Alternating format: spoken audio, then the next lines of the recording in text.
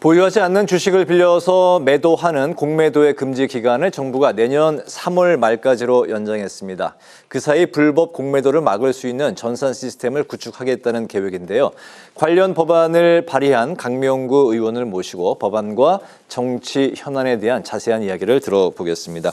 의원님 반갑습니다. 네, 안녕하세요. 강명구입니다. 네, 제가 알기로는 이제 의원님의 사회생활 첫 직장이 바로 국회고 그렇기 때문에 초선이시지만 네. 누구보다 바로 이곳 국회가 굉장히 익숙한 곳이실 텐데요.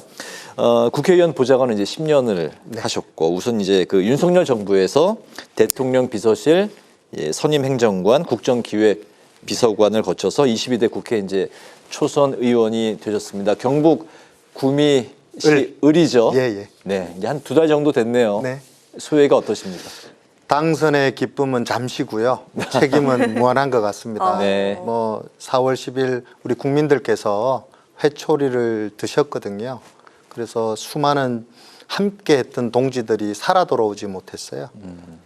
그런데 그 192석이라는 위압감과 108석이 가지는 그 무기력함은 정말 지금 현 2달 동안 우리 다 보셔서 알잖아요. 입법 폭주에 가려진 그 무기력함을 어디 표출할 수가 없어요. 홀로 1018호인 제 의원회관 그 자리에 앉아서 아무리 생각해봐도 이 정말 제가 어릴 때부터 첫 직장부터 생활했던 이 국회가 이렇게 난장판인 적이 있느냐라고 생각해보면 참으로 답답하고 갑갑하다. 이게 제 첫 소회입니다. 네, 막중한 책임감을 갖고 임하시는 것 같은데, 자, 이어서 정치 현안 좀 살펴보도록 하겠습니다. 오늘 김경수 전 경남도지사 복권이 확정이 됐습니다. 앞서 민주당 이재명 전 대표가 먼저 복권을 요청했는지를 두고 진실 공방이 벌어지고 있는데, 국민의힘 한동훈 대표가 복권에 반대하면서 여당 내 비판이 강해지기도 했었는데, 이번 결정을 좀 어떻게 평가하시는지, 그리고 그 야권의 권력 구도에 좀 변화가 생길 거라고 예측하시는지 좀 들어볼까요? 대통령의 사면과 복권은 대통령님의 고유 권한입니다. 당대표께서 의견을 가지고 물밑에서 대통령께 우려를 내지는 당원이나 국민들의 생각들을 전달할 수는 있다고 봅니다. 그러나 아시다시피 대통령 고유 권한이 결심하고 그거를 판단해서 발표할 때는 아무래도 찬반의 논쟁이 있을 수 있거든요. 그 찬반의 논쟁에 대한 결과물을 본인이 책임지시고 하시겠다고 발표하시는 거거든요. 그게 안에 내놓은 그 내용을 보면 대통합이거든요. 대통합이라는 메시지를 내기 위해서 내셨기 때문에 어떤 그 의견이나 이런 것들을 물밑에서 대통령에게 전달하는 거는 할 수 있다. 그러나 발표했고 국민들께 알렸기 때문에 그거에 대한 존중은 반드시 있어야 한다라고 생각합니다. 네, 이재명 전 대표가 이제 복권을 먼저 요청을 했다. 이제 대통령실과도 진실 공방이 벌어지고 있는 상황은 어떻게 생각하세요? 그건 하나도 중요치가 않아요. 그 누구도 요청할 수도 있고, 그 아까 말씀드린 대로 의견을 낼 수도 있는 거지만 이건 대통령의 고유 권한이에요.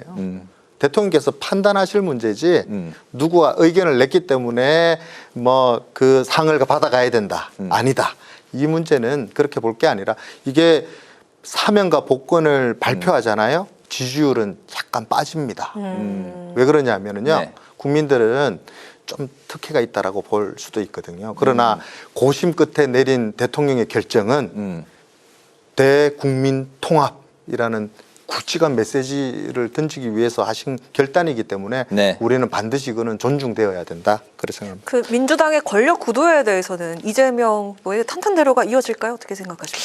친명계와 비명계 간에 약간의 미묘한 온도차는 있는 것 같아요. 제가 봤을 땐 정치는 생물이고 이 생물이 때로는 상황이 사람을 만들기도 하지만 사람이 상황도 만들어내기도 하지만 상황이 또 사람도 만들어내기도 하거든요. 지금 강력한 일극체제로 이재명 대표가 흔히 말하는 주류였다면 그러게요. 새로운 도전자가 나타났다라고도 볼 수 있겠네요. 그죠? 네. 지켜봐야 될 문제라고 생각합니다. 네. 경쟁자가 또 한명더 많으면 생겼다. 많을수록 좋다. 네, 이재명 그럼요. 전 대표가 또 이렇게 언급을 했다고 하는데요. 뉴라이트 논란을 빚고 있는 김영석 신임 독립기념관장이 자신이 이제 국민통합의 적임자다 이러면서 이제 사퇴 요구를 거부했습니다. 야권과 독립운동 단체들은 이제 반발을 하면서 광복절에 정부와는 별개로 행사를 열겠다. 특히 이제 광복회가 광복절의 행사에 참석하지 않는 것은 이번이 이제 처음이라고 이제 합니다. 우원식 국회의장도 대통령이 결자 해지해야 한다 이러면서 이제 비판에 가세한 상황인데 이번 사태 좀 어떻게 보고 계세요? 논란의 본질이 좀 잘못된 것 같아요. 이게 그 인터뷰하신 거나 그분이 쓴 책이나 그 인터뷰한 모든 말들을 살펴보면은요. 네.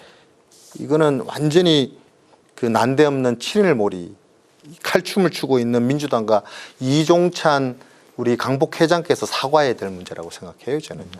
왜냐하면 이분이 대한민국이 임시정부의 정통성을 개성해서 건국절로 완성했다라고 얘기하거든요. 네. 그러니까 부정한 적이 없어요. 임시정부를 부정한 적이 없고 독립운동가들을 폄훼한 적이 없어요. 이 역사의 연속성 그리고 완결성을 강조한 것뿐이거든요. 근데 자꾸 지적하는 게 임시정부 법통을 부정했다. 그리고 친일파와 뭐 관련이 있다. 막 이런 식으로 매도하는 거거든요. 그래서 이런 이종찬 강북회장이 얘기하는 주장들은 이 뭔가 정파적으로 지금 뭔가 친일몰이를 해서 강북회장, 저 우리 독립기념관장 자리를 본인이 원하는 대로 가져가려고 하는 거 아니냐는 그런 의심이 들 수밖에 없어요. 제가 봤을 때는. 대통령께서도 지금 국민들 먹고 사는 문제 때문에 힘들어 죽겠는데 이거 건국절 얘기한다는 게 말이 되느냐 이런 네. 불필요한 오해 만들지 말자라고도 말씀하셨고 그래서 지금 이 강북회에서 말하고 있는 주장들 자세히 들여다보면 우리 독립기념관장은 독립운동을 한 후손들이 가져가야 된다라는 얘기인 것 같아요. 그래서 그걸 썩 보기 좋지는 않고 두 번째 강북회장 자리는요 법정단체이고 공인입니다. 이거를 가지고 국민들께서 보고 계시고 행사에 참석한다 안 한다라고 말하는 거는 말이 안 된다 생각하고요. 반드시 참석하셔서 국론 분열 이루지 마시고 국민 대통합으로 나가야 된다. 그렇게 생각합니다. 네, 네. 네.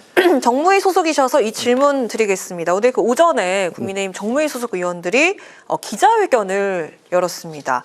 민주당이 권익위 고위 간부 사망 사건에 대해서 청문회를 요구하자 비판을 또 하셨는데 어떤 내용인지 좀 설명을 듣고 싶고요. 청문회 명분이 왜 없다고 생각을 하시는지 들어보도록 하겠습니다. 그 민주당은 권익위에 접수된 김건희 여사 사건의 종결 처리와 관련해서 부당한 압력을 받아서 이 공무원이 스스로 목숨을 끊었다라고 주장하거든요. 네. 근데 이건 사실과 다릅니다. 이 고인의 죽음과 관련해서 밝혀진 아직 내용이 없어요. 주장만 있을 뿐이에요. 그리고 주고받았던 대화 카톡 내용 중에 어디에도 양심에 반하여 괴롭다라고 그런 문구가 없어요. 그냥 주장만 있는 거예요. 그분 고인의 하고 인연이 있는 사람의 주장만 지금 있는 거고 그 주장하시는 분은 민주당 소속 일을 해왔던 분으로 지금 언론에서 나오고 있어요. 그래서 이런 것들을 보면 이 민주당 최근 행보하고 비슷한 것 같아요. 탄핵 청문회 잔치를 벌여서 많은 이 공무원들이 고통을 겪고 있거든요. 여러분들 상임위 우리 업무 보고 하시는 거 보셨어요? 그냥 공무원들 세워놓고 이 흔히 말해서 겁박하고 자료 제출 안 하면 탄핵할 거다. 청문회 할 거다라고 겁박했어요. 밤늦게까지 그 질문을 반복해서 질문을 했어요. 물론 저도 보좌관 생활도 오래 해봤고 오랫동안 제가 청문회도 봐왔고 업무 보고도 하는 거 봤지만 이렇게 겁박을 하고 회유하고 이런 건 처음 봤거든요. 이거 이제는 이 다수당이라고 해서 공무원들 상대로 위력을 행사하는 거 이런 거 당장 멈춰야 되고 이제 갑질부터 반성하겠다라고 하셔야 될 것 같아요. 민주당에서요. 네. 어제 국민의힘 포털 불공정 개혁 TF가 이제 출범을 했습니다. 의원님께서도 TF 의원으로 이제 참여하고 계신데요. 그동안 이제 여당이 포털 뉴스가 불공정하다, 편향성이 있다 이런 입장을 이제 밝혀왔었는데 이번 TF는 구체적으로 어떤 역할을 하고 또 그 안에서 의원님의 역할은 또 어떤 건지 궁금한데요. 솔직히 말해서 처음에는 이게 뭔지도 몰랐어요. 갑자기 연락이 오셨는데 네. 우리 포털 공정개혁 TF가 구성되니 참석해 주기를 바란다라는 우리 국민의힘 그 정무위의 간사이신 강민국 우리 의원님께서 요청이 있었고요. 네. 아마 강민국 의원님께서 위원장을 맡아 주실 것 같고 정무위와 가방위 그리고 산자위와 문체위의 여러 우리 국회의원들께서 이제 함께 참석하는 걸로 알고 있는데 이 내용은 이래요. 포털은 지금 독점적 지위를 이용해 가지고 여러 분야 국민들께 다양한 서비스를 하고 있고 중개하고 있는 이 사회 전체에 막강 영향력을 미치고 있는 이런 포털. 이 포털이 요즘 국민들이 옛날처럼 뉴스를 보거나 신문 지면을 보고 정보를 획득하는 게 아니거든요. 이게 그리고 이 포털을 보면서 뉴스를 검색하고 또 그리고 뭐 물건을 살 때도 그렇고 이 포털을 이용해 가지고 그 뭐 물건도 사고 소상공인들 네. 뭐 물건도 사고 이렇게 하거든요.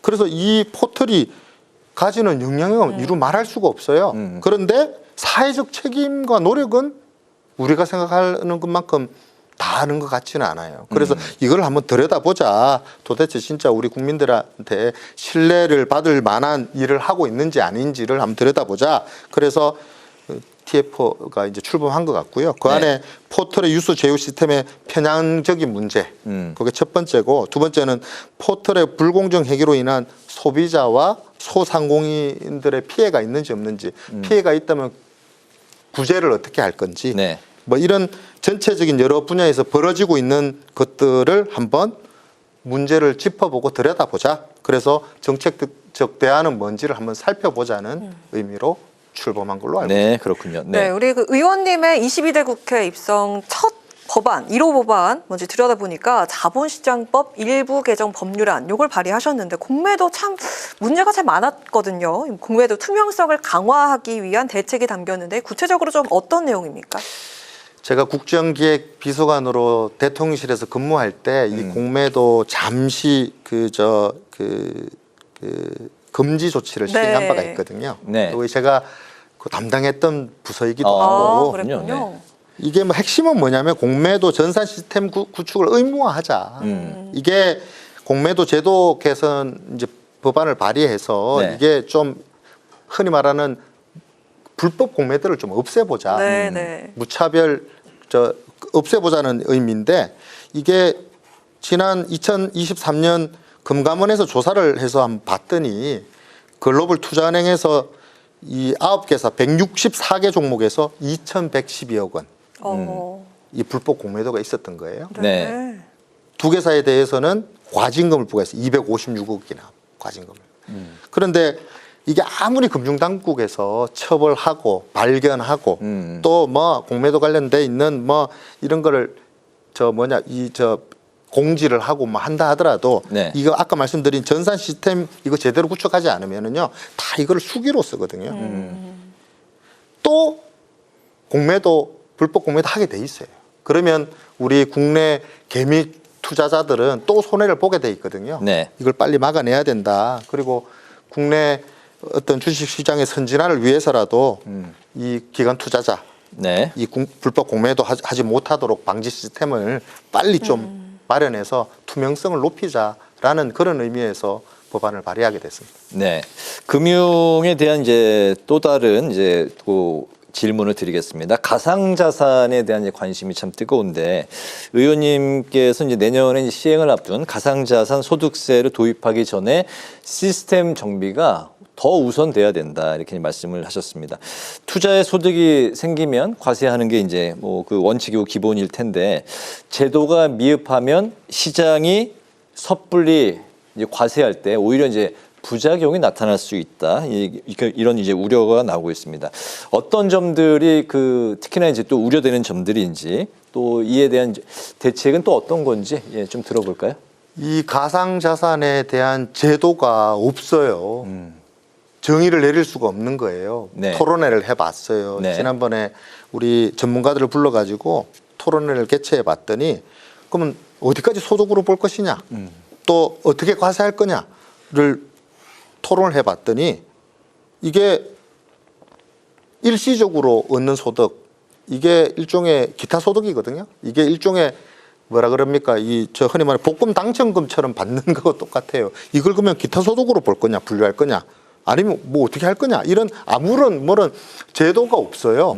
그래서 이거를 그러면 기본 공제액만 250만 원만 할지 아니면 국내 그 투자자들처럼 5천만 원까지 할지 이런 것들을 정해야 되는데 이런 게 아무것도 없고 그리고 해외 거래를 하면 네. 데이터를 어디 구할 데가 없어요.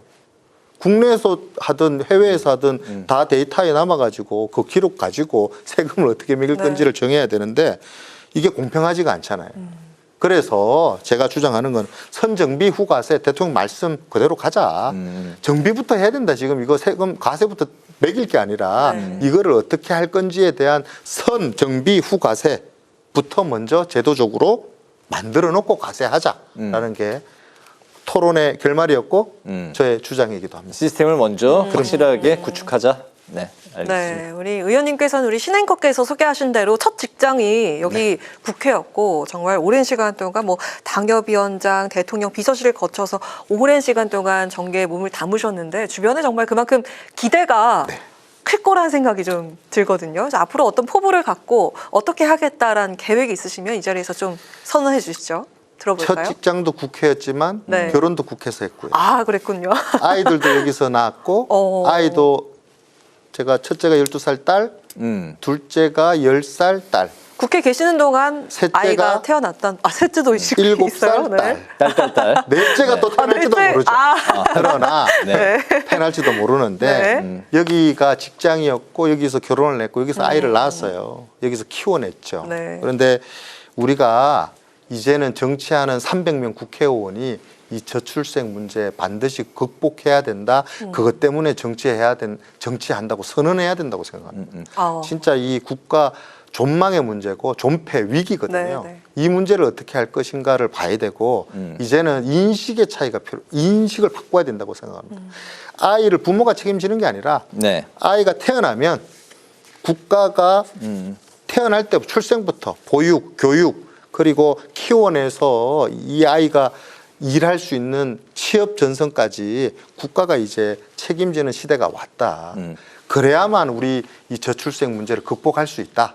저는 그렇게 생각하고요. 저부터 뭐 나이가 이제 뭐 77년생이니까 가능한 나이까지 네. 도전해 보겠다라는 말씀으로 응원하겠습니다. 네. 국민을 위해서는 이제 여도 야도 없다. 평소에 이제 그렇게 강조하셨는데 네. 지금 국회가 꽉 막혀 있지 않습니까? 협치 좀 어떻게 풀어 가실 계획이세요?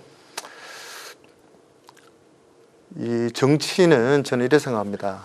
화나서 삐져서 돌아앉은 돌부처도 정성과 진심을 다하면 그 돌부처도 돌아앉는다. 네. 자, 이 꽉 막힌 전국도 서로 정성과 진심을 다하면 서로 화나있거든요, 지금요.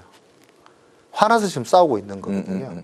이거를 정성과 진심을 다해서 서로 국민 속으로 들어가기도 하고 서로 여야 속으로 들어가서 대화와 타협으로 국민들이 원하는 민생 국회가 되어야 되지 않겠느냐 그렇게 생각합니다. 네, 앞으로 강명구 의원의 정성과 진심 많은 기대를 갖고 잘 살펴보도록 하겠습니다.